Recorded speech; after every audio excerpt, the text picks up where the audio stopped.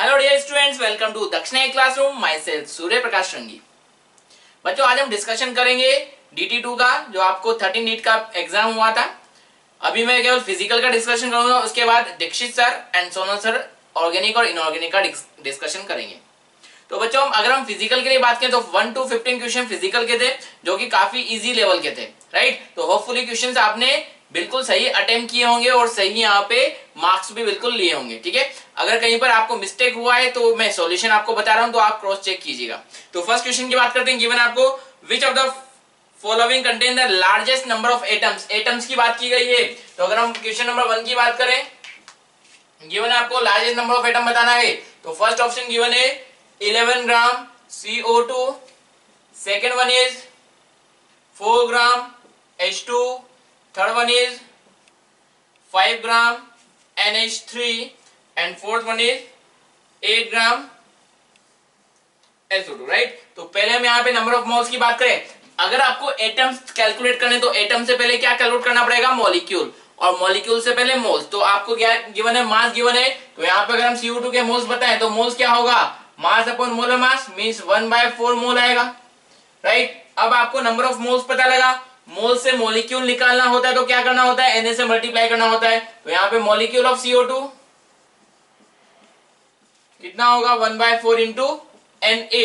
और यहाँ पे मॉलिक्यूल मिला तो एटम्स कितना हो जाएगा? एटम्स ऑफ CO2, एक मॉलिक्यूल में कितना एटम है? 3। तो इतने मॉलिक्यूल में कितना एटम होगा? 3/4 Na और 0.75 Na। हम इसको Na की टर्म में रख लेते हैं ताकि कंपैरिजन कैलकुलेशन कम रहेगी, सभी में हम इजीली कंपेयर कर पाएंगे। तो आपको ये CO2 के एटम्स मिले। सेकंड आपको गिवन है 4 ग्राम ऑफ H2। तो 4 ग्राम H2, तो इसमें पहले मोल्स की बात करें। मोल्स क्या होगा? Mass by molar mass means 2 मोल। इतना मोल है। मॉलिक्यूल कितना होगा? मॉलिक्यूल ऑफ H2, एक मोल में कितना मॉलिक्यूल होता है? Na। तो 2 मोल में कितना मॉलिक्यूल होगा? 2 Na मॉलिक्यूल, राइट। एटम्स कितना हो जाएगा? एक मॉलिक्यूल में कितना एटम है? 2। तो इतना मॉलिक्यूल में कितना होगा? 2 into 2 Na means 4 Na atoms, right. Third बात करें NH3 के लिए। मोल्स कितना होगा NH3 का? Mass by molar mass.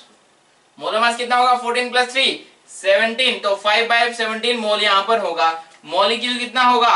एक मोल में कितना मॉलिक्यूल होता है? Na molecule. तो 5/17 में कितना होगा? 5/17 Na मॉलिक्यूल, राइट। एटम्स कितना होगा? एक मॉलिक्यूल में कितना एटम्स है? एक मॉलिक्यूल में 4 एटम है, तो इतने में कितना होगा?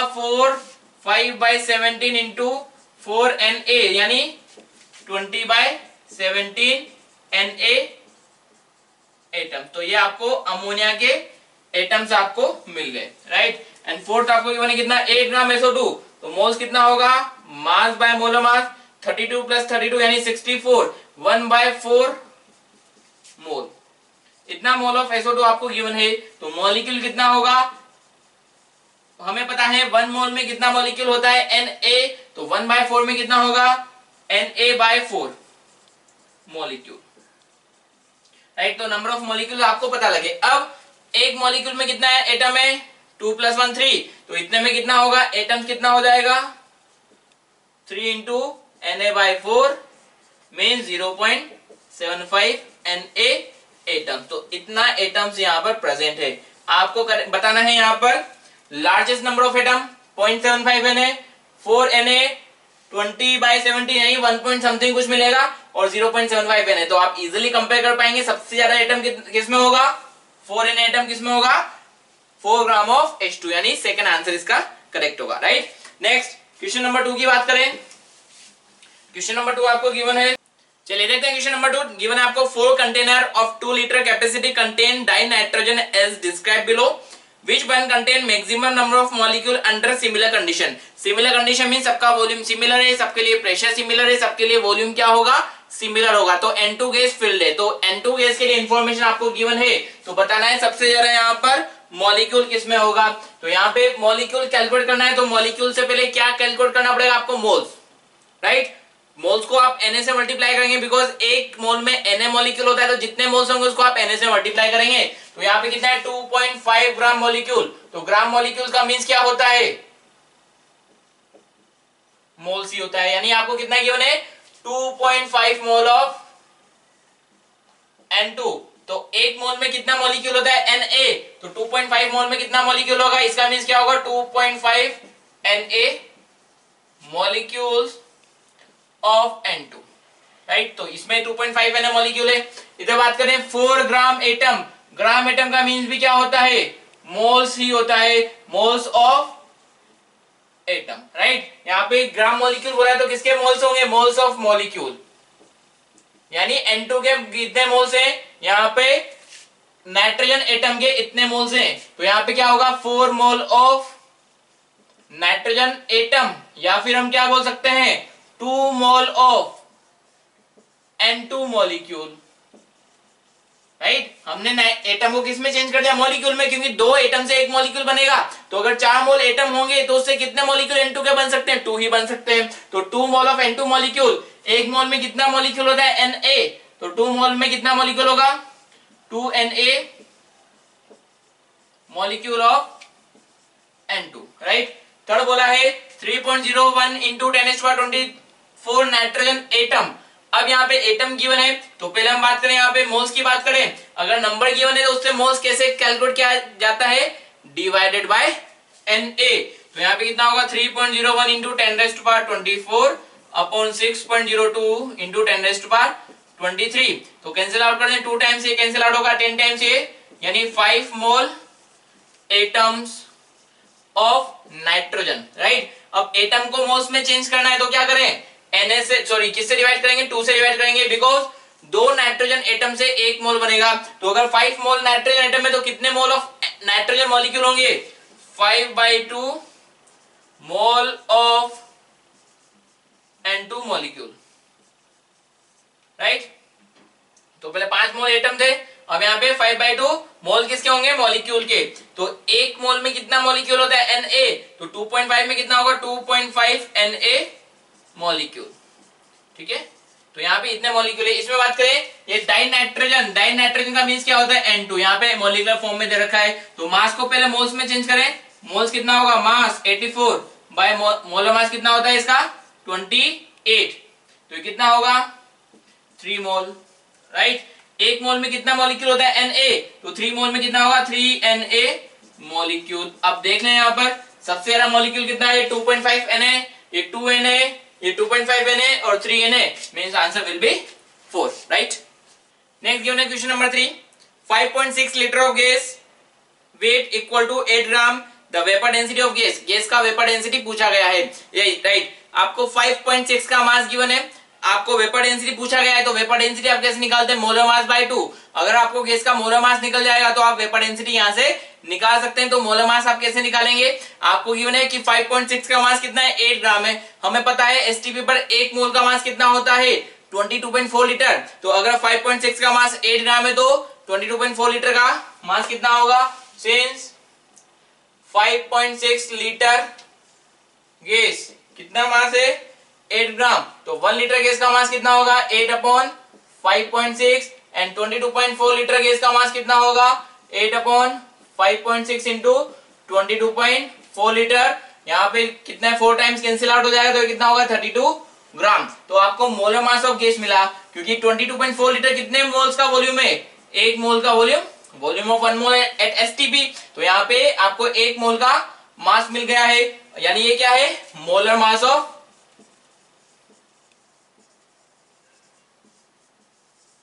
तो यहाँ पे अब क्या करें, वेपर डेंसिटी निकाल लें। वेपर डेंसिटी क्या होता है मोलर मास बाय 2, तो यानी वेपर डेंसिटी कितना होगा 16। अब वेपर डेंसिटी जो होता है वो यूनिट लेस होता है, राइट। यूनिट लेस है क्यों, क्योंकि यहाँ पे इसका जो मोलर मास है, ये रेशियो क्या होता है molar mass of given gas upon molar mass of reference gas, दोनों ही मोलर मास का रेशियो होता है। तो मोलर मास के यूनिट से मोलर मास कैंसिल आउट हो जाता है, तो वेपर डेंसिटी क्या होता है यहाँ पर यूनिट लेस होता है। तो आंसर क्या हो जाएगा आपका सेकंड, राइट।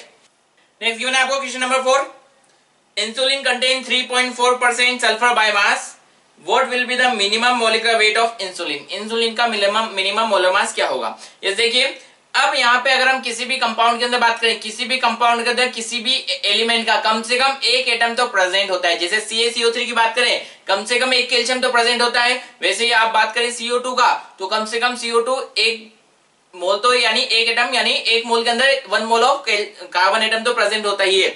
वैसे यहाँ पे आपको मिनिमम मोलर मास की बात की है, तो इंसुलिन के अंदर कम से कम 1 मोल ऑफ सल्फर एटम तो प्रेजेंट होगा ही। 1 मोल इंसुलिन के अंदर 1 मोल ऑफ सल्फर एटम तो प्रेजेंट होगा ही। तो यहाँ पे जितना भी इंसुलिन का मास होगा, मोलर मास, उसका 3.4% क्या होगा, एक sulphur 1 mole of sulphur atom का मास होगा। तो अगर हम इंसुलिन के मास, मोलर मास को x ग्राम मान ले, तो x का कितना है 3.4%, किसके बराबर होना चाहिए, mass of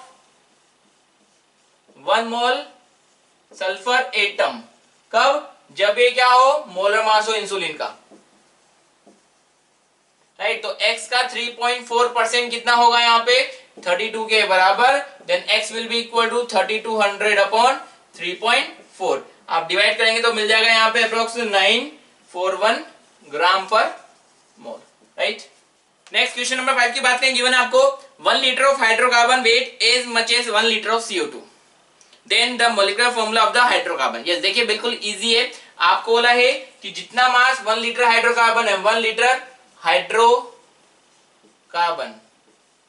mass of 1 litre hydrocarbon किसके बराबर है, mass of 1 litre CO2, right. Condition कुछ गिवन नहीं तो आप STP कंडीशन ही मानेंगे। तो 1 लीटर का मास इसके 1 लीटर के बराबर है। तो अगर हम यहाँ पे मास ऑफ 22.4 लीटर CO2 की बात करें, तो यहाँ पे भी क्या होगा, मास of 22.4 litre hydrocarbon.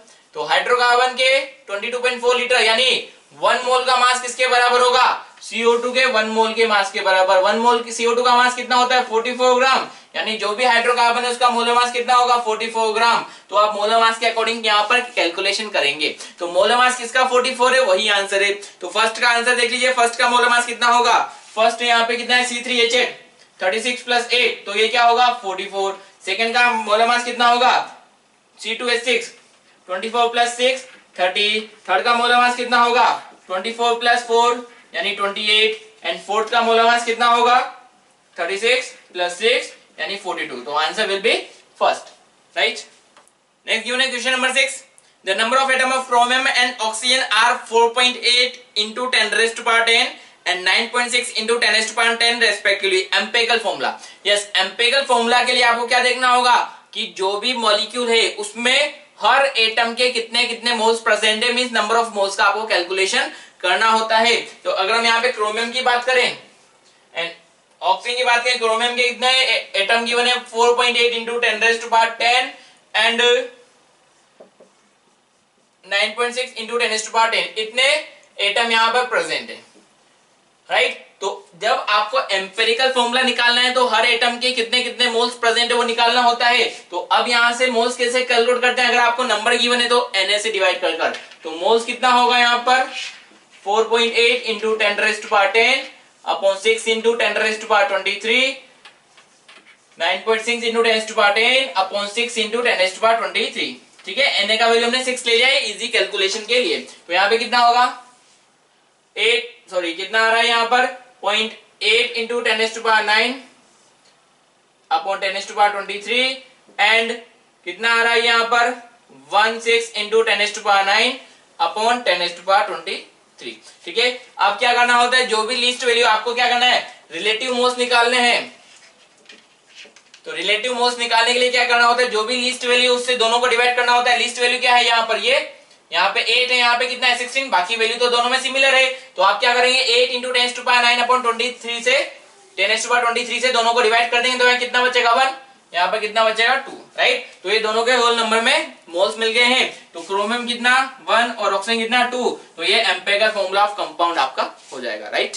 Next given आपको the weight of 1 mole of gas off density 0.1784 ग्राम पर लीटर एट STP इज।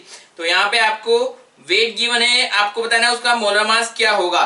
तो देखिए यहाँ पे अगर आपको किसी भी गैस के मोलर मास की बात करें तो STP कंडीशन पे 22.4 लीटर का जो भी मास होता है वही क्या होता है, उसका मोलर मास होता है, राइट। अभी आपको जो डेंसिटी गिवन है वो क्या होता है, ग्राम पर लीटर में गिवन है, यानी 1 लीटर का इतना मास है। तो अगर आपको 22.4 लीटर का मास मिल जाए तो वही क्या होगा, उस गैस का मोलर मास। तो यूनिटरी मेथड आप लगा सकते हैं। डेंसिटी कितना है 0.1784 ग्राम पर लीटर। इसका मीन्स क्या है, mass of 1 litre of gas.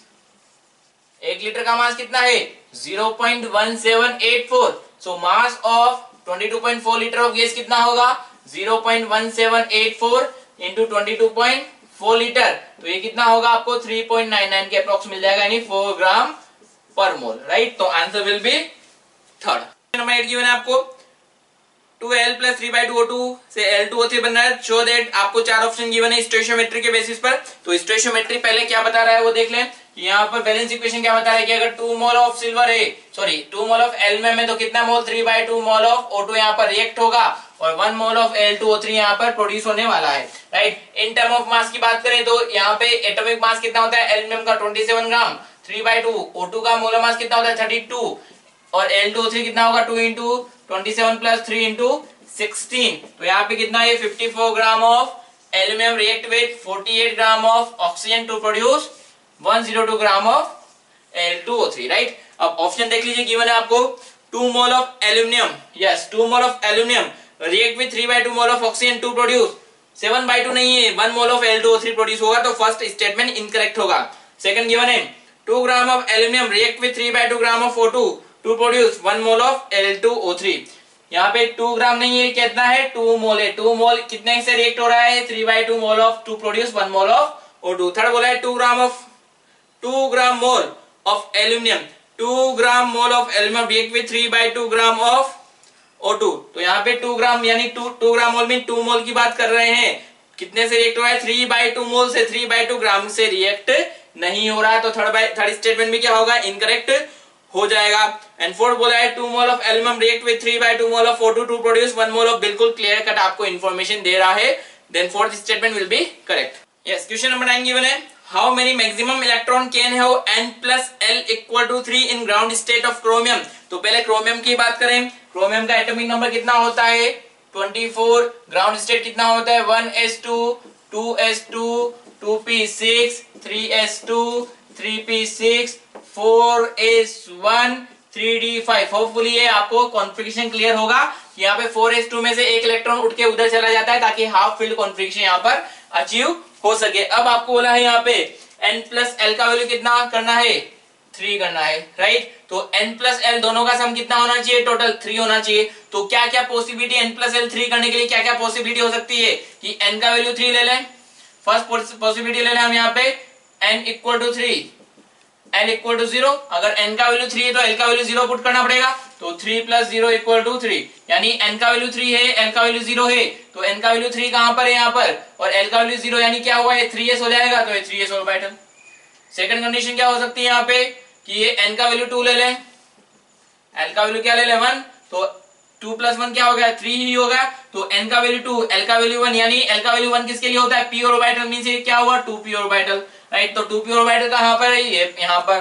Third condition क्या ले लें N का वैल्यू 1 ले लें, L का वैल्यू 2 ले लें। तो यहाँ पे N का value 1 means first shell, L का वैल्यू 2 मींस क्या हुआ d ऑर्बिटल। क्या 1d यहाँ पर पॉसिबल है क्या, फर्स्ट शेल में d ऑर्बिटल नहीं होता है, तो ये कंडीशन पॉसिबल नहीं है, राइट। और थर्ड कंडीशन N का वैल्यू 0 तो हो ही नहीं सकता, राइट। तो ये दो ही पॉसिबिलिटी यहाँ पर हो सकती है। तो 3s में कितना इलेक्ट्रॉन 2 इलेक्ट्रॉन, 2p में कितना इलेक्ट्रॉन 6 इलेक्ट्रॉन, तो टोटल यहाँ पे कितने इलेक्ट्रॉन 8 इलेक्ट्रॉन होंगे। आपको पूछा गया है how many maximum electron can have N plus L equal to 3, तो आंसर क्या होगा यहाँ पे 8 electron, right. Next question number 10 given है which set of the subshell in Li2+ represent degenerated orbital. तो Li2+ की बात की है तो लिथियम Li2+ क्या है यहाँ पे, लिथियम का एटॉमिक नंबर कितना होता है 3, तो 1s2 2s1।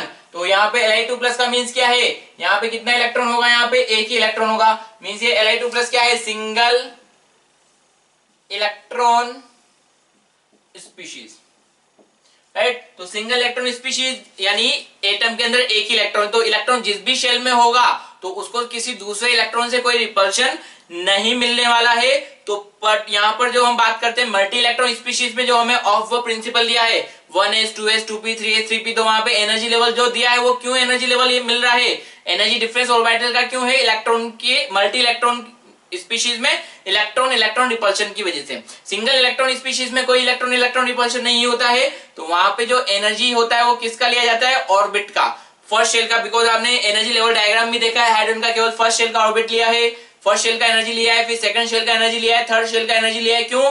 क्योंकि वहां पे जिस भी शेल में इलेक्ट्रॉन प्रेजेंट होगा केवल एक ही इलेक्ट्रॉन होगा, तो उसको किसी दूसरे इलेक्ट्रॉन से रिपल्शन मिलने वाला नहीं है, तो हर ऑर्बिटल का एनर्जी क्या होगा, सिमिलर होता है। तो 4 single electron species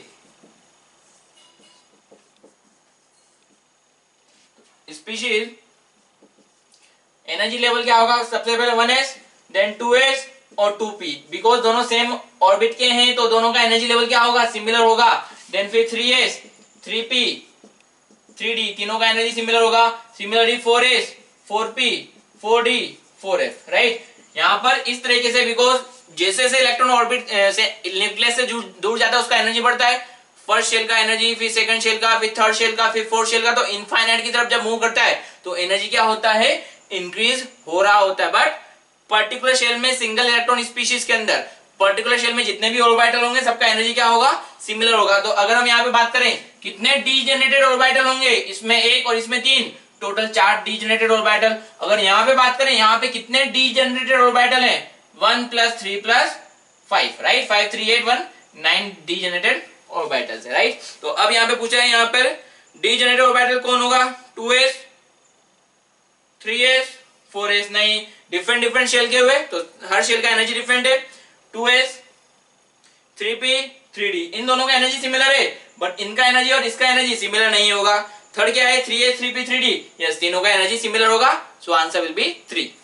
next question number 11 given है, consider the ground state of zinc atom, atomic number आपको गिवन है 30, the number of electron with the magnetic quantum number m = 0, magnetic quantum number 0 value आपको लेना है। तो पहले हम यहाँ पे इलेक्ट्रॉनिक कॉन्फ़िगरेशन की बात करें, जिंक एटॉमिक नंबर 30 है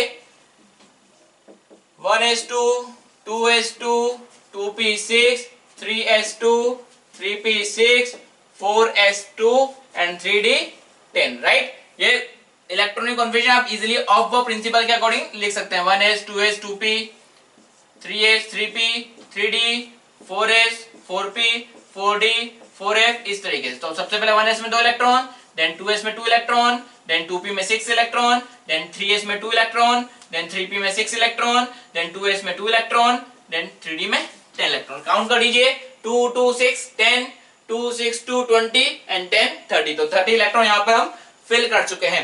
एल का वैल्यू, एस के लिए एल का वैल्यू क्या होता है, 0, एस के लिए भी 0, पी के लिए 1, एस के लिए 0, पी के लिए 1, एस के लिए 0, डी के लिए 2, राइट। एम का वैल्यू क्या होता है, एम क्या होता है, -L2 + L इसका वैल्यू होता है। तो यहाँ पे L का वैल्यू 0 तो M भी क्या होगा 0, L का वैल्यू 0 सो M 0, L का वैल्यू 1 तो M -1 0 + 1, L का वैल्यू 0 तो M का वैल्यू भी 0, L का वैल्यू 0 तो M, सॉरी L का वैल्यू 1 है तो M का वैल्यू क्या होगा, -1 0 + 1, S का वैल्यू क्या है यहाँ पे, L का वैल्यू 0 तो M भी क्या होगा 0, -2 -1 0 + 1 + 2, राइट। तो अगर हम ऑर्बिटल के अकॉर्डिंग बात करें तो इसमें एक ही सिंगल ऑर्बिटल होता है, इसमें भी एक ही सिंगल ऑर्बिटल, यहाँ पर 3 ऑर्बिटल होते हैं, तीनों में 2-2 इलेक्ट्रॉन यहाँ पर प्रेजेंट होते हैं। यहाँ पे एक सिंगल ऑर्बिटल होता है, यहाँ पर 3 ऑर्बिटल होते हैं, तीनों में 2-2 इलेक्ट्रॉन प्रेजेंट होते हैं। यहाँ पर एक ही ऑर्बिटल होता है और यहाँ पर 5 ऑर्बिटल होते हैं और पांचों में 2-2 इलेक्ट्रॉन प्रेजेंट होते हैं, ठीक है। अब आपसे बोला गया है एम का वैल्यू क्या रखना है आपको, 0, तो एम का वैल्यू 0 कहां पर है, यहाँ पर भी 0 है, यहाँ पर भी 0 है, इसमें एक ऑर्बिटल में 0 है, इसमें भी 0 है, इसमें एक ऑर्बिटल में 0 है, इसमें भी 0 है और इसमें एक ऑर्बिटल में 0 है, ठीक है। तो आपको टोटल इलेक्ट्रॉन पूछे, यहाँ पे 2 इलेक्ट्रॉन, यहाँ पर 2, यहाँ पर 2, यहाँ भी 2, तो सब तरफ 2 इलेक्ट्रॉन प्रेजेंट है। तो 2 4 6 8 10 12, तो 14 इलेक्ट्रॉन यहाँ पर आंसर हो जाएगा, right. Next question number 12 given है आपको, the outer most electronic configuration of N7, nitrogen 7 के आउटर मोस्ट शेल, सबसे बाहर वाले शेल का इलेक्ट्रॉनिक कॉन्फ़िगरेशन क्या होगा। तो यहाँ पे हम बात करें नाइट्रोजन का एटॉमिक नंबर क्या होता है, 7, 1s2 2s2 2p3, तो आउटर मोस्ट शेल की बात की। तो यहाँ पे 2s में कितने इलेक्ट्रॉन, 2 इलेक्ट्रॉन, 2p में कितना इलेक्ट्रॉन होगा यहाँ पर 3 इलेक्ट्रॉन, राइट। अब यहाँ पे जब हम इलेक्ट्रॉन को फिल करते हैं तो हॉर्न्स रूल क्या बोलता है कि जब आप इलेक्ट्रॉन को फिल कर रहे हैं तो 1 बाय 1 करके हर ऑर्बिटल में पहले एक एक इलेक्ट्रॉन फिल किया जाता है। तो उसी के अकॉर्डिंग हर ऑर्बिटल में एक एक इलेक्ट्रॉन पहले फिल किया है। जब सभी इलेक्ट्रॉन और जब फिल करते हैं तो सभी इलेक्ट्रॉन का स्पिन क्या होना चाहिए, सिमिलर डायरेक्शन में होना चाहिए। तो ये क्लॉकवाइज क्लॉकवाइज क्लॉकवाइज। इसके बाद जब अगला इलेक्ट्रॉन फिल होगा तो वहां से पेयरिंग स्टार्ट होती है। तो अभी यहाँ पे केवल 3 ऑर्बिटल थे, 3 इलेक्ट्रॉन, तो हर ऑर्बिटल में एक एक इलेक्ट्रॉन फिल कर देंगे विद सिमिलर स्पिन। ठीक है, तो अभी यहाँ पे कोई पेयरिंग होने वाली नहीं है। अब यहाँ पे हमने बोला है सिमिलर स्पिन, उसके लिए कोई रूल नहीं है, क्लॉकवाइज हो या एंटी क्लॉकवाइज हो, दोनों में से कोई सा भी स्पिन हो सकता है। तो 2p के लिए या तो ये वाला कॉन्फ़िगरेशन या फिर ये वाला कॉन्फ़िगरेशन, दोनों सिमिलर, दोनों सही होंगे। तो 2s के साथ या तो ये कॉन्फ़िगरेशन ले लो या 2s के साथ ये वाला कॉन्फ़िगरेशन ले लो, दोनों आंसर विल बी करेक्ट। तो आपको यहाँ पर क्लॉकवाइज स्पिन वाला भी कॉन्फ़िगरेशन गिवन है, एंटी क्लॉकवाइज भी गिवन है। तो फर्स्ट एंड सेकंड करेक्ट होगा, थर्ड इनकरेक्ट होगा, क्योंकि यहाँ पे हॉर्न्स रूल क्या बोलता है कि पहले इलेक्ट्रॉन को सिमिलर स्पिन में फिल करना है, हाफ ऑर्बिटल फिल करना है, यानी ऑर्बिटल को पहले हाफ फिल करना है। यहाँ पे इन्होंने क्या कर दिया कि 2 इलेक्ट्रॉन तो सिमिलर स्पिन वाले थे 2p में, थर्ड इलेक्ट्रॉन को पेयरिंग कर दिया, बट यहाँ पे पहले तीनों ऑर्बिटल में एक एक इलेक्ट्रॉन फिल होगा, right. So answer will be 4। Next given है आपको, which of the following set of quantum number is permitted, कौन से क्वांटम नंबर का जो कॉम्बिनेशन है वो करेक्ट है।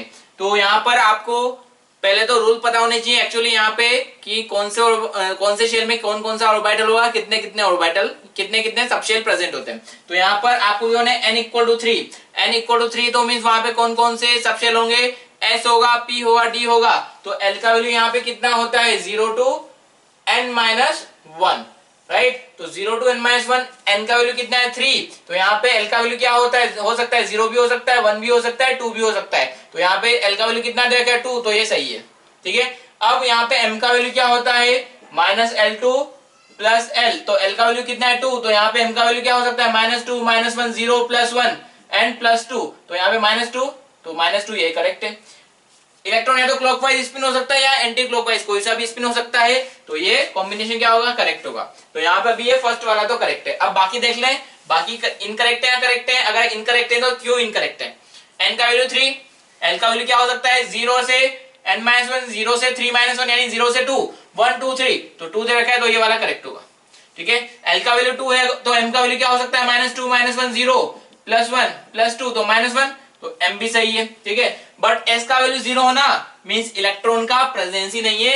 इलेक्ट्रॉन की स्पिन या तो क्लॉकवाइज होगी या एंटी क्लॉकवाइज होगी, राइट। s का वैल्यू 0 पॉसिबल नहीं है, या तो +½ या -½ दो ही हो सकता है। तो s का वैल्यू 0 पॉसिबल नहीं है, तो ये वाला पॉइंट इनकरेक्ट हो गया, इसलिए सेकंड ऑप्शन इनकरेक्ट हो गया, ठीक है। n का वैल्यू 2, l का वैल्यू क्या होगा 0 से n-1, तो l क्या हो सकता है 0 और 1 हो सकता है, l का वैल्यू 2 यहाँ पर पॉसिबल नहीं है, तो ये थर्ड भी इनकरेक्ट हो जाएगा। n वैल्यू 2 दे रखा है, l का वैल्यू 2 दे रखा है, तो यहाँ पर ही इनकरेक्ट हो गया, तो l का वैल्यू 2 नहीं हो सकता, तो ये फोर्थ ऑप्शन भी इनकरेक्ट होगा। तो आंसर करेक्ट कौन सा होगा, फर्स्ट ही होगा। नेक्स्ट क्वेश्चन नंबर 14 गिवन है आपको, which of the following principle rule limit the maximum number of electron in an orbital to 2, यानी कौन से रूल से हमें पता लगता है कि एक ऑर्बिटल के अंदर मैक्सिमम 2 इलेक्ट्रॉन ही फिल हो सकते हैं, राइट। अब देखिए यहाँ पे अगर हम आंसर की बात करें तो यह पॉली एक्सक्लूजन प्रिंसिपल्स के थ्रू हमें बताया गया था कि जब आप इलेक्ट्रॉन की बात करते हैं तो यहाँ पे एटम के अंदर किसी भी 2 इलेक्ट्रॉन के लिए चारों क्वांटम नंबर का वैल्यू सिमिलर नहीं हो सकता। किसी भी 2 इलेक्ट्रॉन के लिए चारों क्वांटम नंबर का वैल्यू सिमिलर नहीं हो सकता। और एक ऑर्बिटल में कितने इलेक्ट्रॉन फिल होंगे, मैक्सिमम 2 ही इलेक्ट्रॉन फिल हो सकते हैं। तो ये जो एक्सप्लेनेशन था वो किसके थ्रू था, पॉली एक्सक्लूजन प्रिंसिपल के थ्रू। ऑफ प्रिंसिपल ने क्या बताया कि इलेक्ट्रॉन को जब आप फिल करते हैं तो वो किस ऑर्डर में फिल करते हैं, increasing order of energy, energy के इंक्रीजिंग ऑर्डर में फिल किया जाता है। Horns rule of maximum multiplicity क्या बताया गया था कि जब आप इलेक्ट्रॉन फिल करते हैं तो पहले 1 बाय 1 इलेक्ट्रॉन फिल करते हैं सिमिलर स्पिन में। तो अगर 5 ऑर्बिटल है किसी भी सबशेल में तो हर ऑर्बिटल में एक एक इलेक्ट्रॉन फिल करना है विद सिमिलर स्पिन, सबका स्पिन सिमिलर होगा, उसके बाद पेयरिंग स्टार्ट होती है, राइट।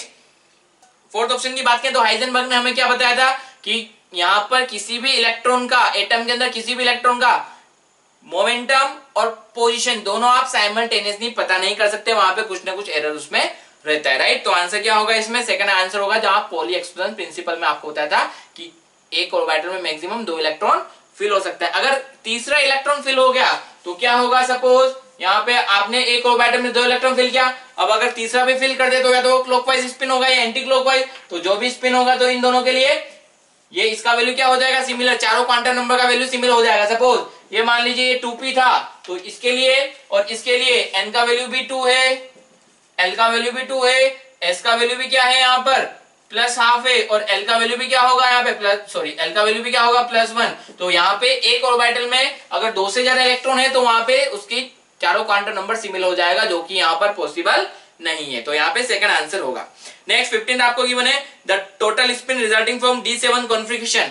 D7 मींस D में कितना इलेक्ट्रॉन है, 7 इलेक्ट्रॉन। कितने ऑर्बिटल होते हैं D में, 5, 1 2 3 4 5 6 7, ठीक है। तो ये तो आपको D7 कॉन्फिगरेशन गिवन है।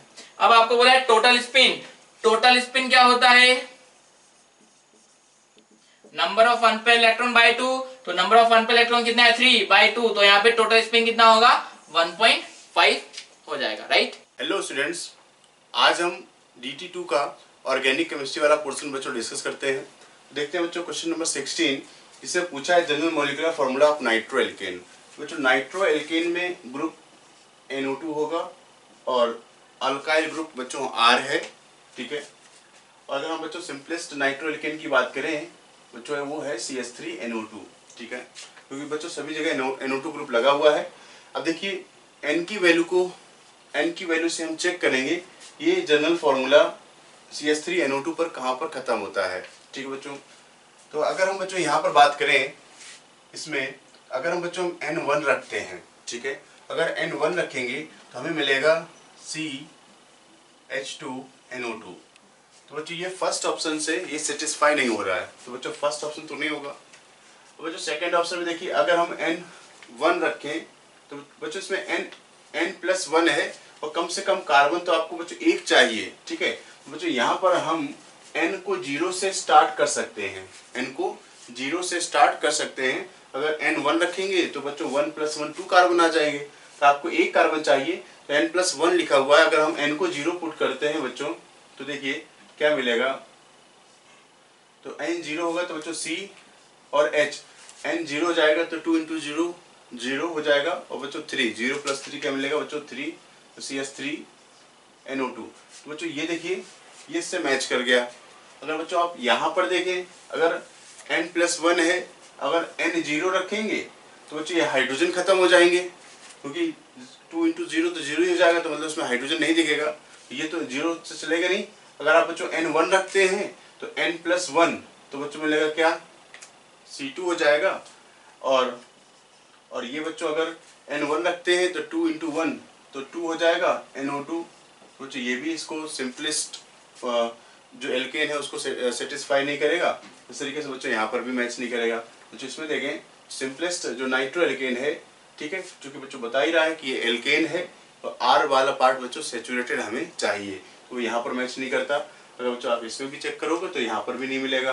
तो अगर हम बच्चों N का वैल्यू क्या रखें, 0 रखें, क्योंकि ये कार्बन +1 लिखा है, N+1 लिखा हुआ है, तो बच्चों आपको मिलेगा C और H2NO2। तो बच्चों ये यहाँ पर भी मैच नहीं हो रहा है, ठीक है। तो जो मैच हो रहा है बच्चों वो क्या है, सेकेंड वाला ऑप्शन, ठीक है। फिर बच्चों नेक्स्ट क्वेश्चन देखते हैं, क्वेश्चन नंबर 17 देखते हैं बच्चों। तो 17 नंबर के क्वेश्चन में बच्चों दिया हुआ है कि hybrid state of carbon atom which are attached to single bond. देखिए बच्चों ये है CH2 डबल बॉन्ड CH और C ट्रिपल बॉन्ड CH। बच्चों ये कार्बन सिंगल बॉन्ड से अटैच है, इनका हाइब्रिड स्टेट हमसे पूछा है, ठीक है बच्चों। तो आप इसको ऐसे लिख सकते हैं CH2 double bond CH C triple bond CH। बच्चों देखिए ये सिग्मा सिग्मा बॉन्ड बना, ये बच्चों sp कार्बन है। अगर हम बच्चों इसकी बात करें तो सिग्मा सिग्मा इस कार्बन के अराउंड 3 सिग्मा बॉन्ड है, तो ये बच्चों है sp2 कार्बन। तो हाइब्रिड स्टेट ऑफ कार्बन जो कि सिंगल बॉन्ड से बॉन्डेड है क्या है, sp2 एंड sp। बच्चों आंसर 1 है इसका sp2 एंड sp। बच्चों 19 के बाद क्वेश्चन नंबर 18 देखते हैं। कॉमन नेम पूछा है बच्चों हमसे, कॉमन नेम पूछा CH3CH CH3 C double bond O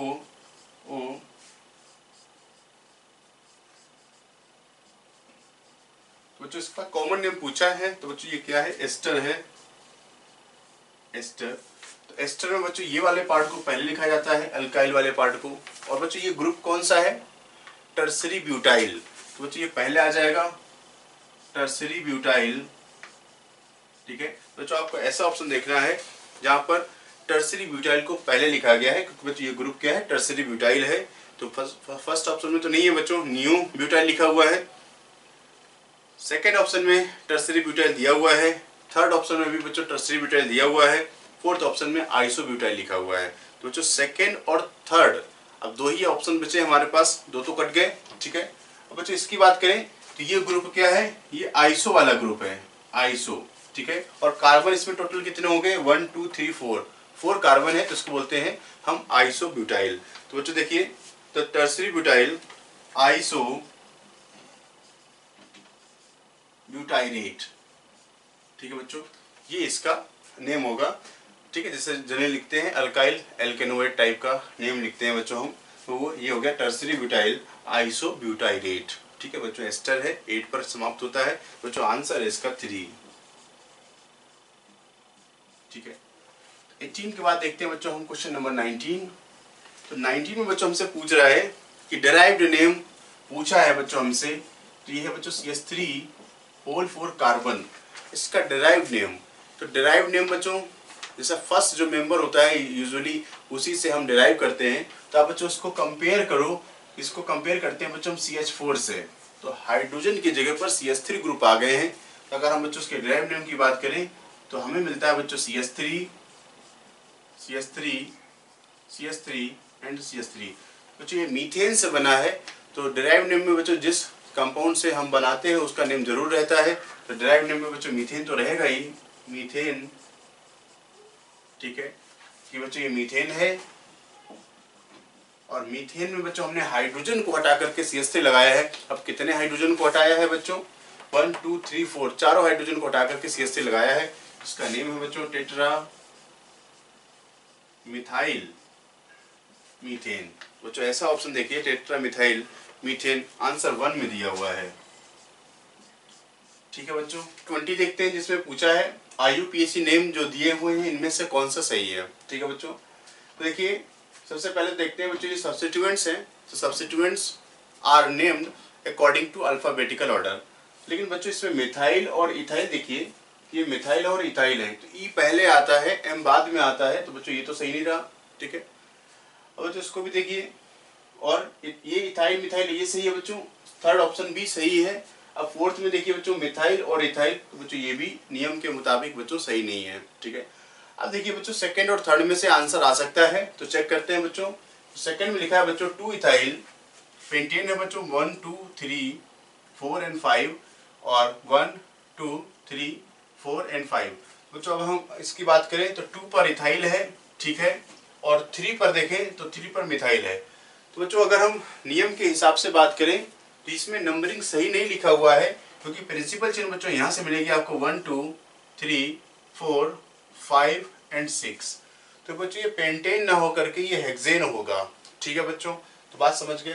तो ये वाला भी ऑप्शन सही नहीं रहा, तो इसका मतलब सिंगल ऑप्शन करेक्ट है, तो आंसर मिलेगा बच्चों आपको 3। तो चेक कर सकते हैं बच्चों आप। ठीक है, 5 कार्बन है और 1 2 3 4 एंड 5। ठीक है, और 3 पर जो ग्रुप लगा हुआ है बच्चों वो इथाइल है। ठीक है, कोई दिक्कत नहीं, और 2 पर जो ग्रुप लगा है बच्चों वो मिथाइल है। तो नंबरिंग के हिसाब से बच्चों ये बिल्कुल सही है, तो आंसर मिला बच्चों आपको 3। बच्चों क्वेश्चन देखते हैं नेक्स्ट 21। तो क्वेश्चन नंबर बच्चों 21 में हमसे पूछ रहा है कि गिवन कंपाउंड का IUPAC नेम आपको बताना है। तो बच्चों कंपाउंड कुछ ऐसा है,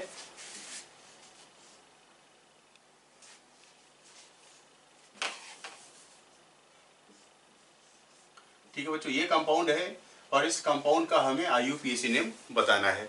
बच्चों देखिए first second third fourth and fifth, बच्चों 5 कार्बन की चेन है, डबल बॉन्ड है और फंक्शनल ग्रुप है, इसलिए नंबरिंग बच्चों हम यहीं से स्टार्ट करेंगे, सेकंड पर आएगा।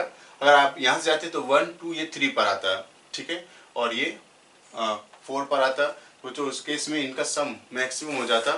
ठीक है, तो बच्चों आपको नंबरिंग यहीं से स्टार्ट करना है। तो बच्चों है ये पेंट 2 इन 2,3 डाइऑल। ठीक है बच्चों, तो ऐसा नेम दिया है, आंसर है आपका 2।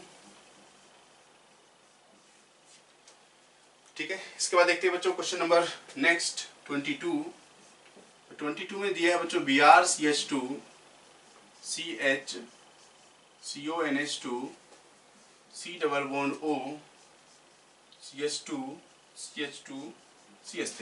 ठीक है बच्चों, इस कंपाउंड का IUPAC नेम बताना है।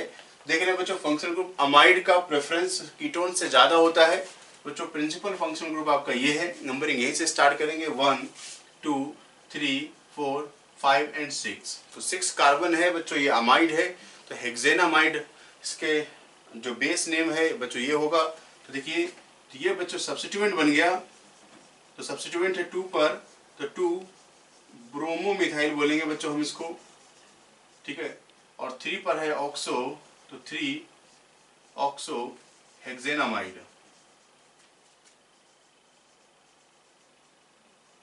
ठीक है बच्चों, ये इसका नेम है। 22 में बच्चों आप आंसर मैच करें तो ऐसा है, आपका आंसर है बच्चों 1। ठीक है, तो बच्चों देखते हैं क्वेश्चन नंबर 23। तो बच्चों क्वेश्चन नंबर 23 की बात करें तो इस गिवन कंपाउंड का IUPAC नेम हमसे पूछा है। कंपाउंड कुछ ऐसा है। ठीक है, तो बच्चों देखिए साइक्लिक अल्कोहल है, तो हेक्सेनॉल इसका नेम होगा। ठीक है, तो हेक्सेनॉल इसका पेरेंट नेम है। तो बच्चों देखिए फर्स्ट ऑप्शन में हेक्सेनॉल नहीं दिया है, सेकंड में भी नहीं दिया है, थर्ड और फोर्थ में हेक्सेनॉल दिया हुआ है। तो थर्ड और फोर्थ में से आंसर आ सकता है। बच्चों देखिए 1 2 एंड 3, तो 3 से बच्चों स्टार्ट करेंगे हम इसको। तो 3,3 डाइमिथाइल, 3,3 डाइमिथाइल साइक्लोहेक्सेनॉल। ठीक है बच्चों, ये इस कंपाउंड का नेम है। ठीक है बच्चों,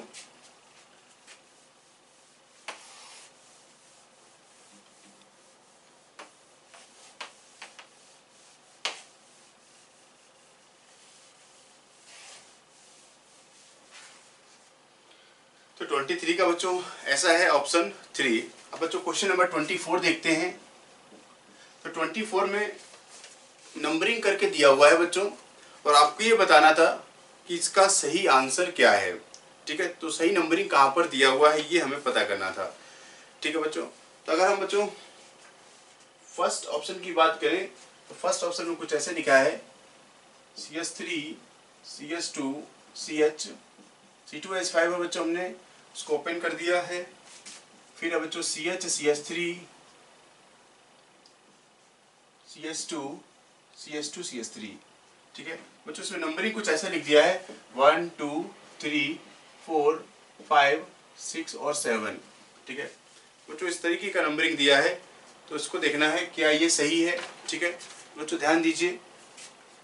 तो अब वो बच्चों 4 और 5 पर सब्स्टिट्यूएंट लग रहे हैं। ठीक है, इस साइड से जाने पर। लेकिन बच्चों अगर हम इधर से गए तो 1 2 3 4 5 6 और 7। ठीक है, तो ऐसे केस में बच्चों सब्स्टिट्यूएंट जहां से पास में होता है नंबरिंग वहां से करते हैं। बच्चों ये डायरेक्शन ब्लू वाला जो हमने लिखा है ये सही है। तो इसका मतलब जो आपको दिया है वो सही रिप्रेजेंट नहीं कर रहा है। ठीक है बच्चों, ये तो आंसर नहीं रहा, कट गया। बच्चों सेकेंड को देखें तो सेकेंड में है बच्चों CH3 CH2 CH2 CH3। ठीक है बच्चों, और डबल बॉन्ड CH CH3। और नंबरिंग कुछ ऐसे लिखा है बच्चों 1 2 3 4 एंड 5। बच्चों जब मल्टीपल बॉन्ड है तो मल्टीपल बॉन्ड को हम प्रिंसिपल चेन में शामिल करते हैं। बच्चों इसका नंबरिंग यहाँ से होना चाहिए 1 2 3 4 एंड 5 इस तरीके से। तो बच्चों ये भी सही नहीं लिखा हुआ है। ठीक है बच्चों, हम थर्ड ऑप्शन की बात करते हैं। तो थर्ड ऑप्शन में है बच्चों CH3 CH2 CH CH2 CH2 CH3 और बच्चों है C ट्रिपल बॉन्ड CH ये है। और नंबरिंग जो आपको दिया हुआ है बच्चों इसमें वो नंबरिंग है 1 2 3 4 एंड 5। बच्चों इसमें देखते हैं क्या ये सही है। बच्चों इसको चेक करते हैं। ठीक है, नंबरिंग तो प्रॉपरली लिखा हुआ है, ट्रिपल बॉन्ड से स्टार्ट किया हुआ है। ठीक है, हम भी यहीं से स्टार्ट करेंगे तो 1 2 3। इसके बाद देखिए बच्चों यहाँ पर 5 कार्बन है और 4 5 और 6 इस दिशा में जाने से 6 कार्बन मिलते हैं। बच्चों ये भी सही नहीं दिया हुआ है। तो बच्चों हमारी नजरें अब टिकी हुई हैं ऑप्शन 4 पर। अगर हमने 1 2 3 को कट कर दिया है तो सिर्फ एक ही आंसर बचता है जो सही है। आंसर है बच्चों आपका 4। उसको भी चेक कर लेते हैं बच्चों। ये है CH3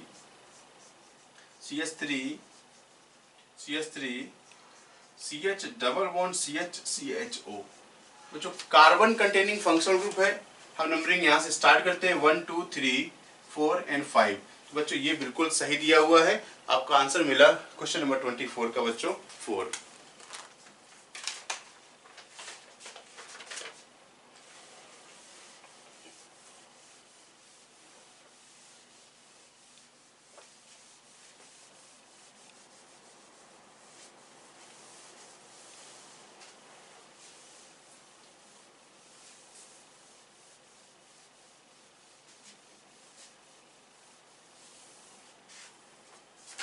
तो बच्चों 24 के बाद हम देखते हैं बच्चों क्वेश्चन नंबर 25।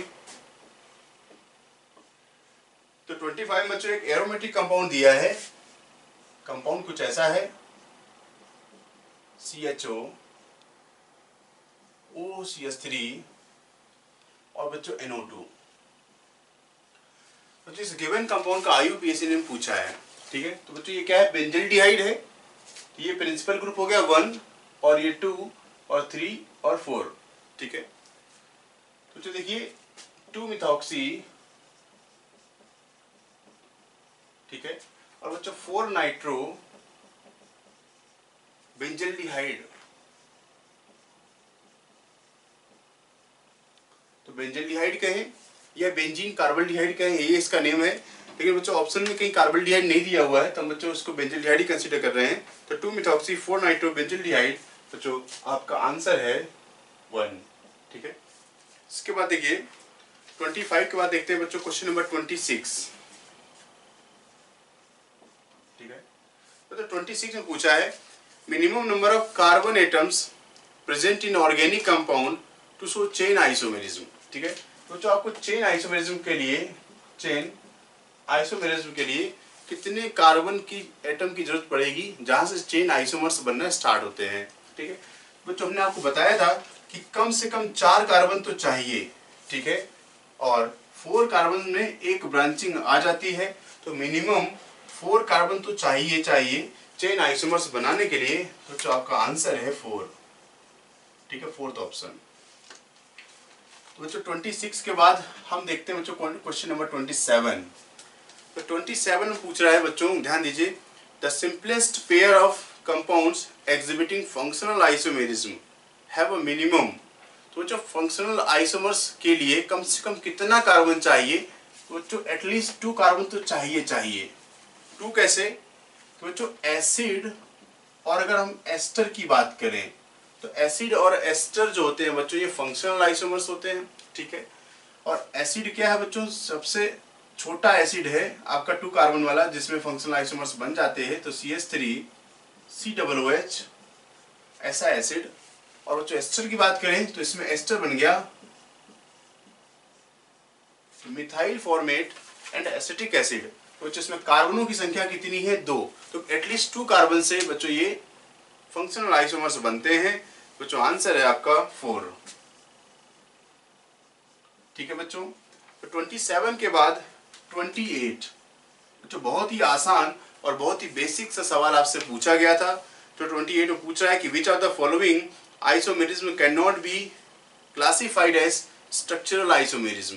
बच्चों स्ट्रक्चरल आइसोमेरिज्म में क्या क्या आता है? स्ट्रक्चरल आइसोमेरिज्म में आता है बच्चों चेन, पोजीशन,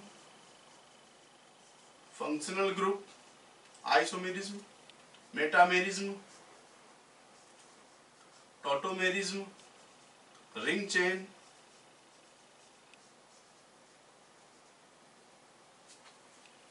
तो जो इस तरीके के जो आइसोमेरिज्म है वो चेन का पार्ट है।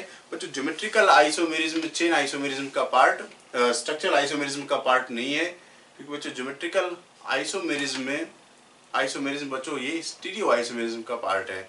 ठीक है, तो आपसे पूछा है स्ट्रक्चरल आइसोमेरिज्म में, तो स्ट्रक्चरल आइसोमेरिज्म में chain, position, functional, metamerism, tautomerism और रिंग चेन आइसोमेरिज्म ये सब आते हैं। ठीक है, तो बच्चों आपका आंसर है 4।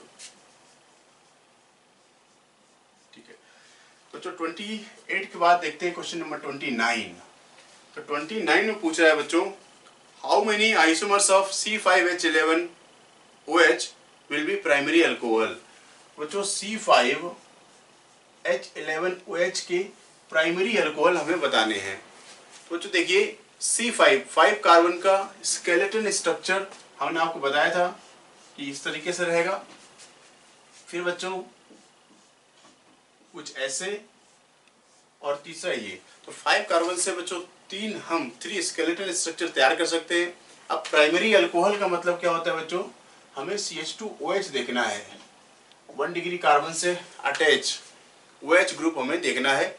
तो बच्चों आप देखिए, तो इसमें देखें A, B और ये C, B और A ये टाइप है बच्चों इसमें कार्बन के।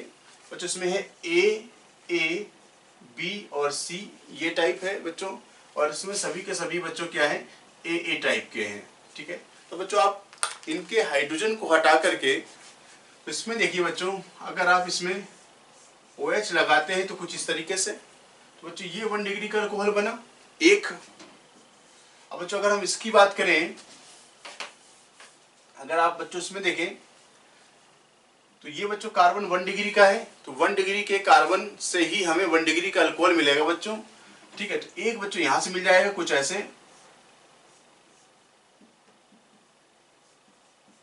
ये मिला बच्चों एक।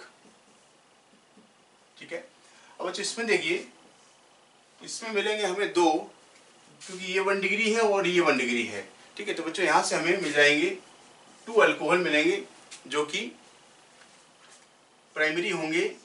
एक तो ये बच्चों, और दूसरा ये वाला।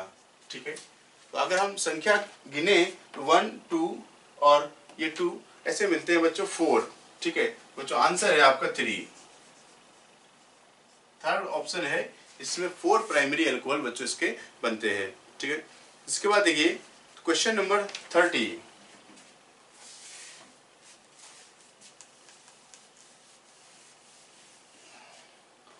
बच्चों हम क्वेश्चन नंबर अगर 30 की बात करें तो 30 में पूछा है कि minimum number of carbon atoms in ketone to show metamerism. तो बच्चों मेटामेरिज्म के लिए देखो, तो कीटोन की अगर हम बात करें बच्चों, तो कीटोन के लिए अगर हम सिंपलेस्ट कीटोन देखें तो बच्चों CH3 COCH3 होता है। तो इसमें तो मेटामर्स नहीं बन पाएंगे, क्योंकि इस C डबल बॉन्ड O के अराउंड अल्काइल ग्रुप बच्चों डिफरेंट नहीं है। ठीक है, अब बच्चों अगर हम इसकी बात करें तो CH3 इसके बाद बढ़े, अगर हम CH3 C double bond O CH2 CH3, तो बच्चों इसका भी मेटामर नहीं बनेगा, क्योंकि इधर इथाइल ग्रुप और मिथाइल ग्रुप, तो कैसा भी रहे नेम तो सेम ही रहेगा, और आइसोमर्स के नेम बच्चों डिफरेंट रहते हैं। तो बच्चों अब आगे देखें तो CH3 C double bond O CH2 CH3, तो बच्चों इसमें देखिए यहां से स्टार्ट होगा 5 कार्बन से, क्योंकि बच्चों ये प्रोपाइल है, तो प्रोपाइल ग्रुप हो सकता है और आइसोप्रोपाइल हो सकता है। ठीक है, तो ये डिफरेंट नेम बन जाएगा बच्चों यहाँ से, तो हम इससे मेटामर्स बना सकते हैं। तो बच्चों अगर देखें तो कार्बनों की संख्या 5 है, तो ऐसा आंसर है बच्चों आपका थर्ड ऑप्शन है, जिसमें दिया है 5 कार्बन तो चाहिए मेटामर्स दिखाने के लिए। ठीक है, तो बच्चों हमने ऑर्गेनिक केमिस्ट्री वाले पार्ट का डिस्कशन किया। ठीक है बच्चों,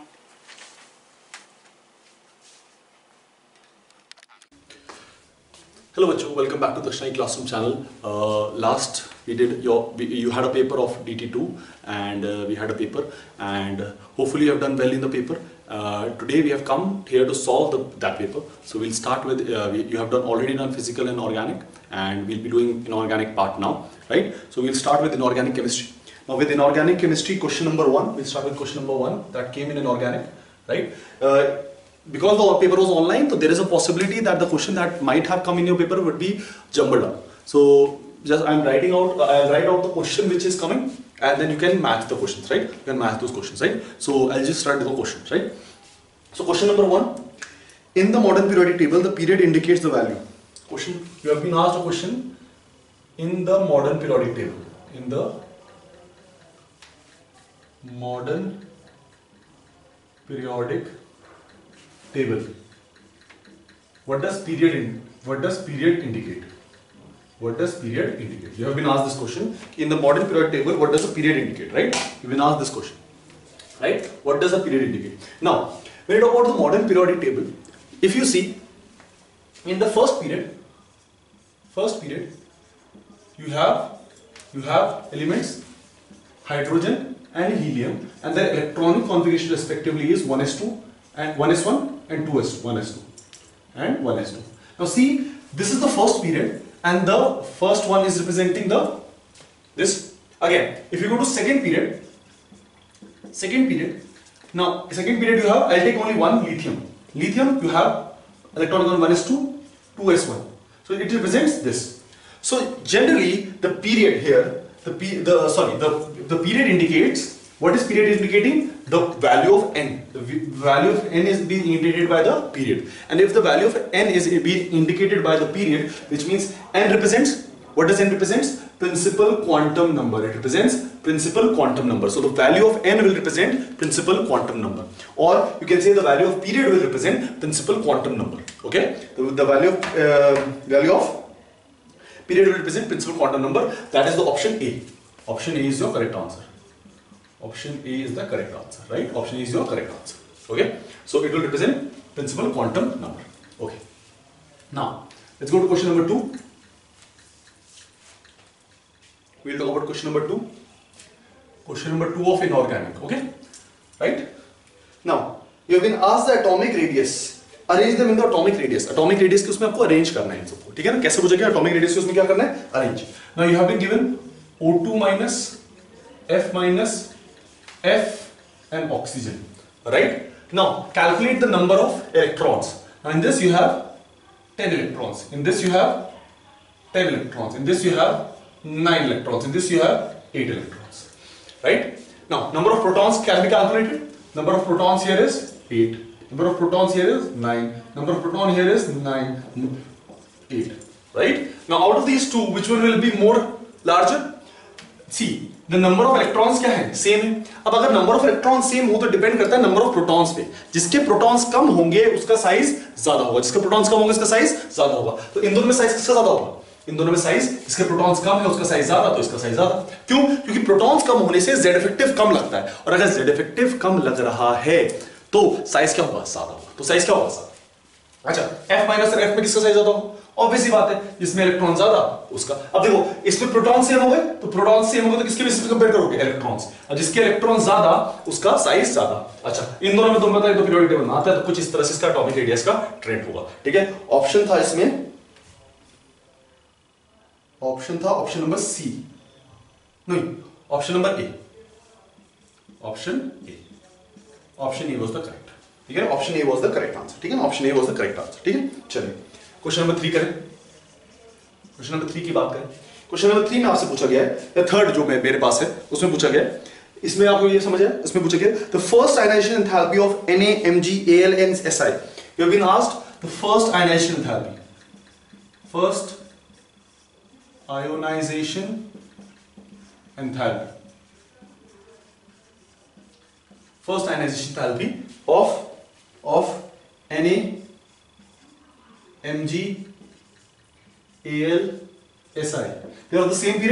They are of the same period. So if you go from left to right, in the periodic table, what will happens?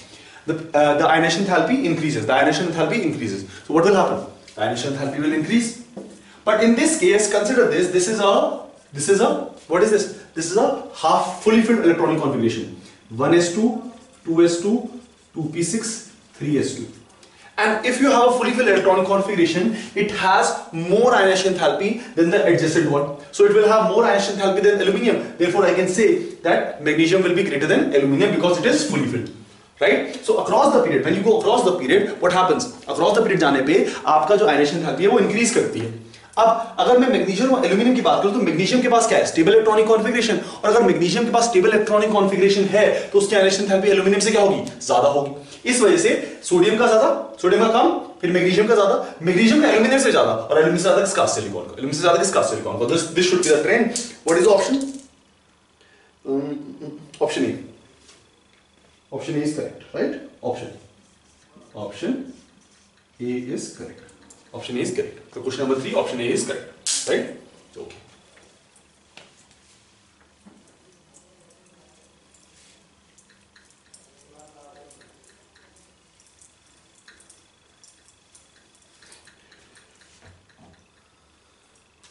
चलो क्वेश्चन नंबर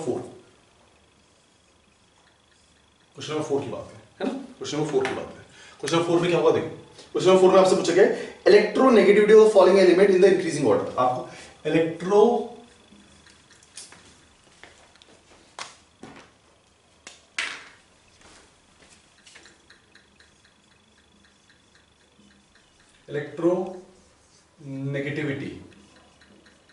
इलेक्ट्रोनेगेटिविटी पूछी गई है of the following elements, carbon, nitrogen, silicon, phosphorus. You can ask this, right, कि इनकी electronegativity order बताओ in the increasing order, right.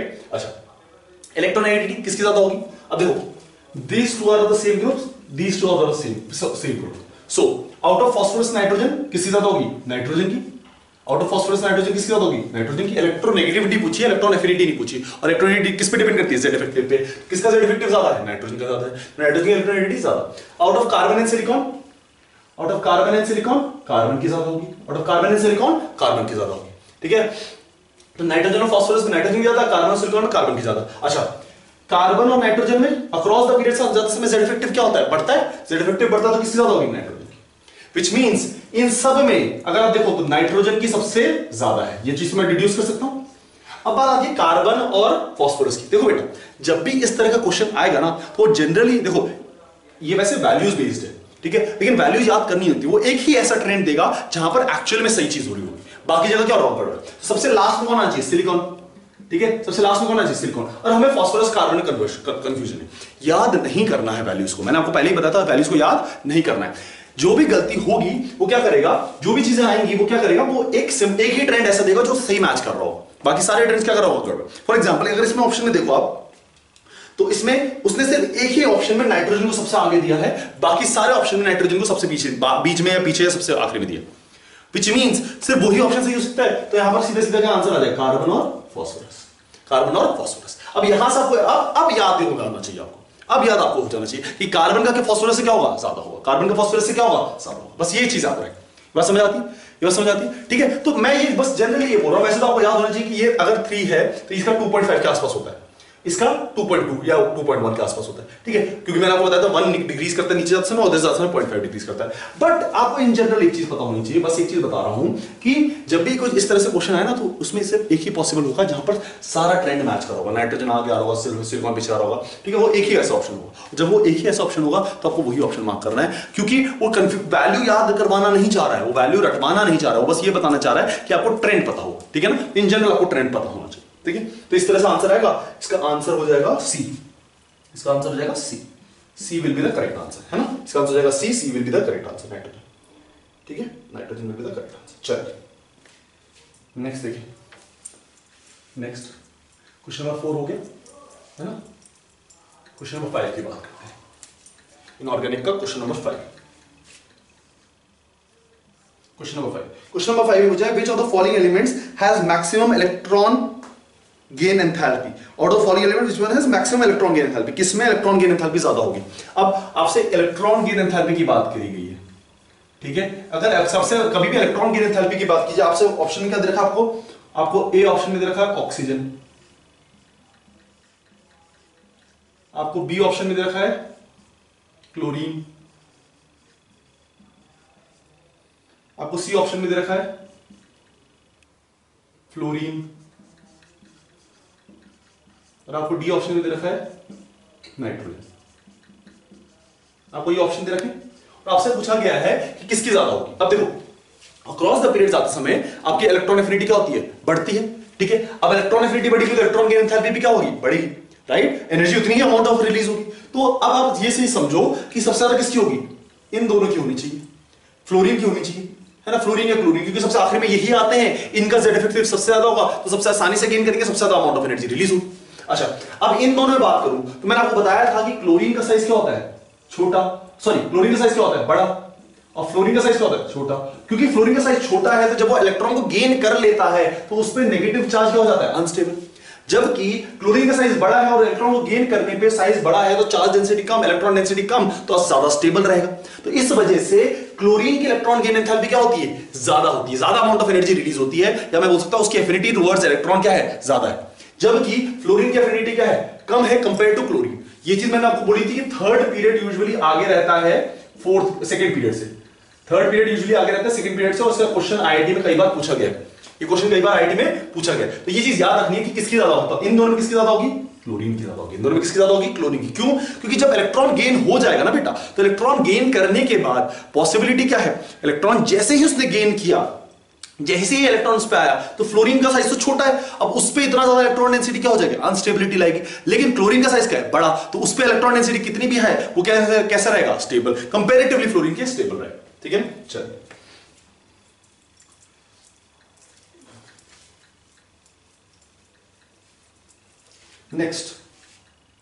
Next question number 5 हो गया ना, क्वेश्चन नंबर 6 की बात करें।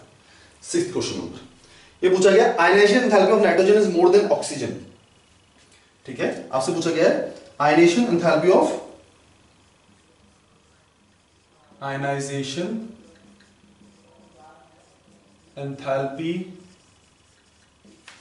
Of nitrogen is greater than oxygen. ऐसा क्यों है, ऐसा क्यों? तो सिंपल चीज है, ये हाफ फिल्ड है, राइट, हाफ फिल्ड है, स्टेबल इलेक्ट्रॉनिक कॉन्फ़िगरेशन है, and if it is a stable electronic configuration, to remove an electron from a stable electronic configuration is difficult, therefore the electron ionization enthalpy of nitrogen is more than oxygen। तो simple सा question है। ठीक है, answer क्या हो जाएगा इसका B. क्यों? क्योंकि ऑप्शन क्या है, हाफ फिल्ड है, हाफ फिल्ड होने की वजह से क्या होता है, स्टेबल होता है, स्टेबल होने की वजह से क्या होता है, इलेक्ट्रॉन निकालना मुश्किल होता है। ये बात समझ आती है, ये बात समझ आती है। क्वेश्चन नंबर 6 का आपका आंसर क्या होगा, ऑप्शन बी होगा, है ना। क्वेश्चन नंबर 7 की बात करें। क्वेश्चन नंबर 7 में आपसे पूछा गया है, the outer most electronic configuration of most electronegative element. Most electronegative element, ये तो सिंपल है, मोस्ट इलेक्ट्रोनेगेटिव बोला है आपसे। मोस्ट इलेक्ट्रोनेगेटिव आपको पता है कौन सा होता है, सबसे ज्यादा इलेक्ट्रोनेगेटिविटी किसकी है, इलेक्ट्रोनेगेटिविटी बोल रहा है, इलेक्ट्रॉन एफिनिटी बोल रहा है, नेगेटिविटी किसकी होती है, फ्लोरीन की। अगर फ्लोरीन की मोस्ट इलेक्ट्रोनेगेटिव, उसका इलेक्ट्रॉनिक कॉन्फ़िगरेशन क्या होगा, 1s2 2s2 2p5। This is the electronic configuration.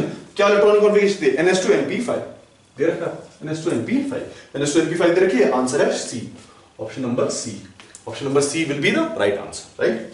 Question number 8 की बात करो, the outer most electronic configuration. अच्छा, क्वेश्चन नंबर 8, हाँ ये आपके पास, Which one of the following is the correct order of size? Iodine के साइज की स्पीशीज बोला गया है, आयोडीन दिया गया आपको, बोला गया इसका साइज बता दो। तो सिंपल सा क्वेश्चन है बेटा, आयोडीन है, अगर आयोडीन में आयोडीन प्लस हो जाए तो साइज क्या हो जाएगा, जैसे ही कैटायनिक बनता है साइज क्या हो जाता है, डिक्रीज, और आयोडीन माइनस बन जाए तो साइज क्या हो जाता है, इंक्रीज। ऐसा क्यों हुआ, क्योंकि इसमें इलेक्ट्रॉन ज्यादा है, इलेक्ट्रॉन ज्यादा है तो रिपल्शन ज्यादा होगा, रिपल्शन ज्यादा होगा साइज ज्यादा होगा। जबकि इसमें इलेक्ट्रॉन कम हो गए तो इलेक्ट्रॉन कम हो गया तो रिपल्शन कम हो गया, रिपल्शन कम हो गया तो साइज क्या हो गया, श्रिंक। तो इसमें शील्डिंग ज्यादा होने की वजह से साइज बढ़ जाता है, इसमें शील्डिंग कम होने की वजह से साइज घट जाता है। तो बेसिकली आपका आंसर हो जाएगा इसमें question number answer option D. Option D will be the right answer, option D will be the right answer. ठीक है ना, ऑप्शन डी आपका राइट आंसर। ठीक है, ये बात समझे। चलिए नेक्स्ट,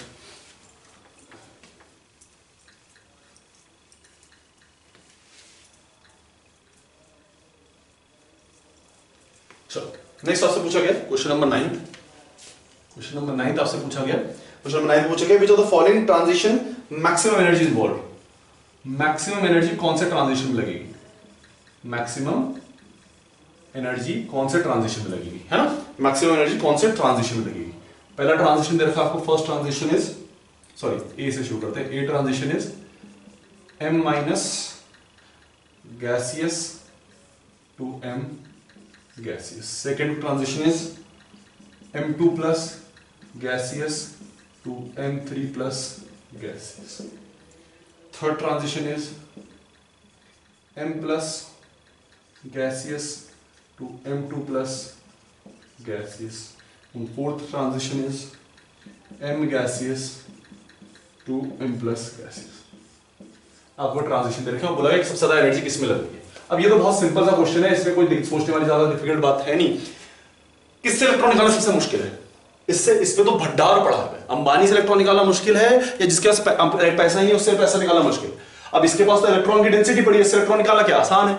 जबकि इन सब के पास इन दोनों के पास तो इलेक्ट्रॉन डेंसिटी कम है और इसके पास तो नॉर्मल है।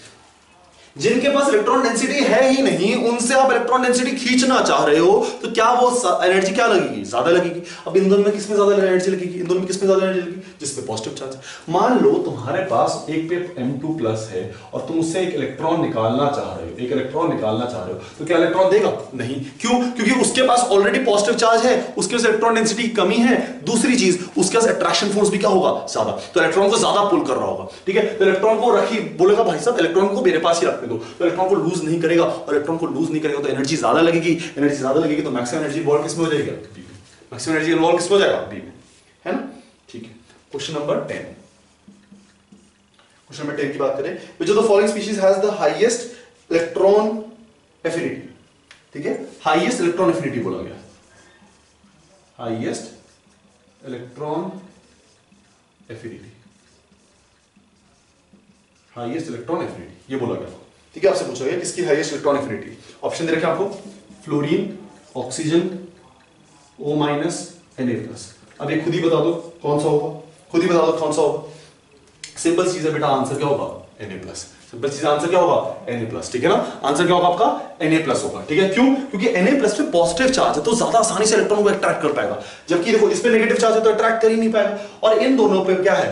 इन दोनों पे तो न्यूट्रल है, न्यूट्रल पे क्या होगा? वो अट्रैक्ट करने की एबिलिटी इतनी ज्यादा नहीं होगी। तो क्योंकि इसमें पॉजिटिव चार्ज है, सबसे ज्यादा इलेक्ट्रॉन एफिनिटी किसकी होगी?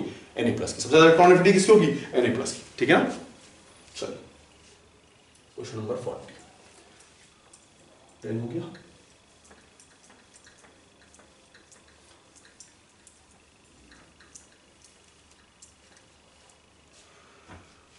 क्वेश्चन नंबर 11, क्वेश्चन नंबर 11 ने पूछा कि आपसे element with atomic number 56 belongs to which group? 56 atomic number है, कौन से ग्रुप का पार्ट होगा? 56 एटॉमिक नंबर है, कौन से ग्रुप का पार्ट होगा, ये पूछा गया। ठीक है, तो 56 का इलेक्ट्रॉनिक कॉन्फ़िगरेशन लिख लो। ज़ेनॉन तक कितनी हो जाती है? ज़ेनॉन तक कितनी हो जाती है? 54। ठीक है, अब 54 ज़ेनॉन तक हो गई तो क्या बचा? Xenon is the noble gas configuration, कौन से पीरियड का? 5th पीरियड तक तो हमने यूज कर लिया। अब 6th पीरियड आएगा तो 6th पीरियड में कहां से आएगा? पहले कहां डलता है? 6s2। किसी भी पीरियड की शुरुआत में कहां पहले इलेक्ट्रॉन डलता है? 6s2। तो हो गया आपका इलेक्ट्रॉन 56। अगर इलेक्ट्रॉन 50s2 में चल रहा है तो कौन सा पीरियड होगा? सॉरी कौन सा ब्लॉक होगा? S block. कौन सा ब्लॉक होगा? S block. आंसर कौन सा है इसका? आंसर इसका सी, आंसर इसका सी, सॉरी आंसर इसका ए, आंसर इसका है ए। इसका आंसर क्या है? ठीक है ना। Question number 12, question number 12। ठीक है, with which of the following electronic configuration an atom has the lowest ionization enthalpy? आपसे पूछेगा लोएस्ट आयनाइजेशन एंथैल्पी किसमें होगी? Lowest ionisation enthalpy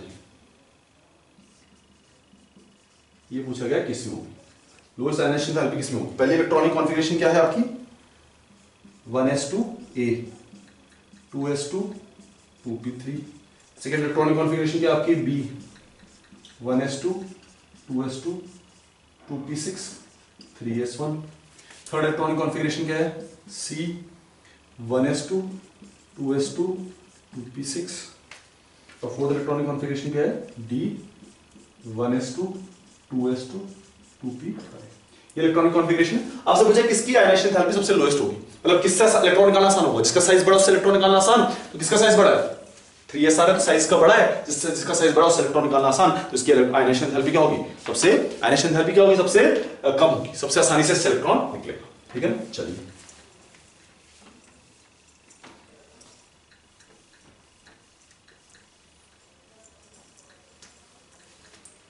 next question number 13, question number 13 की बात करें। क्वेश्चन नंबर 13, क्वेश्चन 13 पूछा है कि आपके पास एक इलेक्ट्रॉनिक कॉन्फ़िगरेशन है AR 3D2 4s2, तो कौन से ग्रुप का पार्ट है? कौन से ग्रुप का पार्ट है? कौन से ग्रुप का ब्लॉक का पार्ट है? तो आपके देखो 3D पूरा कंप्लीटली फिल्ड नहीं है, और जब भी D कंप्लीटली फिल्ड नहीं होगा या D में इलेक्ट्रॉन जा रहे होंगे तो कौन से ग्रुप का पार्ट हो जाएगा? D ब्लॉक का पार्ट हो जाएगा। तो कौन से ग्रुप का पार्ट हो जाएगा? D ब्लॉक का पार्ट। ये कौन से ग्रुप का पार्ट है? D block. D completely filled नहीं है, S कंप्लीटली फिल्ड है, लास्ट इलेक्ट्रॉन D में गया हो, है ना? D ब्लॉक का पार्ट है, ऑप्शन आपका A सही है। क्वेश्चन नंबर 14, क्वेश्चन नंबर 14, आपसे पूछा गया है कि आपके पास एक A है जिसकी electronic configuration 1s2 2s2 2p5 है, तो ये कैसा कंपाउंड बनाएगी विद इटसेल्फ, अपने आप से कैसा कंपाउंड बनाएगी। पहले तो समझो ये कौन सा एलिमेंट्स होंगे, ये है फ्लोरीन, अगर आप देखोगे तो ये क्या है फ्लोरीन, और फ्लोरीन अपने साथ कैसा कंपाउंड बनाती है, फ्लोरीन कैसे एग्जिस्ट करती है F2 फॉर्म में, कैसे एग्जिस्ट करती है F2 फॉर्म में, है ना। तो फ्लोरीन कैसे एग्जिस्ट करती है F2 फॉर्म में, तो यही बात आपको बताना था। तो कैसे एग्जिस्ट करेगा, A कैसे एग्जिस्ट करेगा, A एग्जिस्ट करेगा A2 फॉर्म में, व्हिच मींस ऑप्शन नंबर कौन सा होगा, B is the correct option, A2 form में, है ना। सिंपल सा आंसर है कि ये इस तरह से बन रहा है, तो किस तरह से एग्जिस्ट करती है B2 फॉर्म में। चलो लास्ट क्वेश्चन नंबर 14 हो गया, लास्ट क्वेश्चन पे आ जाए। लास्ट क्वेश्चन है क्वेश्चन नंबर 15, है ना, लास्ट इनऑर्गेनिक क्वेश्चन। ऑर्गेनिक का लास्ट क्वेश्चन क्या है, क्वेश्चन नंबर 15।